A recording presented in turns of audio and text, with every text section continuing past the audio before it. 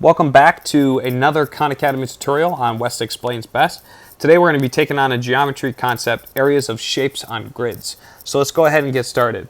So at first glance, this seems like an easy problem, and then on second glance, it looks like a hard problem, and on third glance, it's not so bad.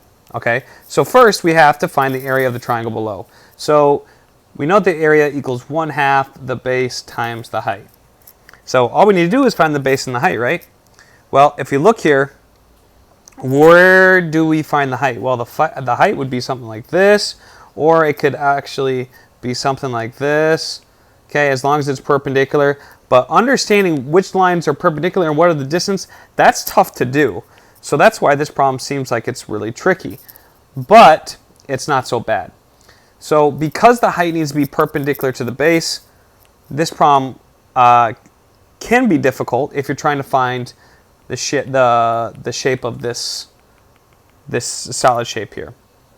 So what we're going to do instead is we're going to draw a box around it. Okay, right here, like this. And now you should see that we have this, let's use gold. We have this gold space here, this gold space here, and this gold space here. If we take the entire red area, the area of the red box, and we subtract the area of the gold triangles and the sum of all three of those triangles, then that will equal the area of our blue triangle. Okay, the area of our blue triangle. So let's first find the easiest thing, which is the area of our little rectangle here. So it's a 1, 2, 3, 4, 5 unit by 1, 2, 3, 4 unit. So the area of a rectangle is length times width. So we're going to multiply 5 times 4.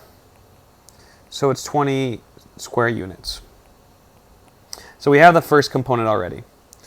Now we have to find the total sum of the area of the yellow triangles, okay? So let me erase this and make it a little bit cleaner.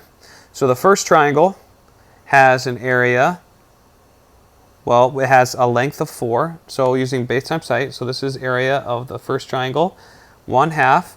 The base looks like 2 units times 2, and a height of 4 units. This is its height, this is its base, height of 4. So we get 4 units squared for the area of the first one. Okay, so we're not done. We need 2 more to get the area of all the triangles.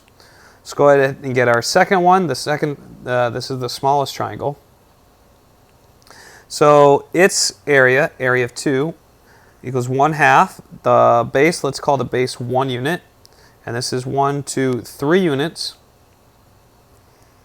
So we have 1/2 times 1 times 3.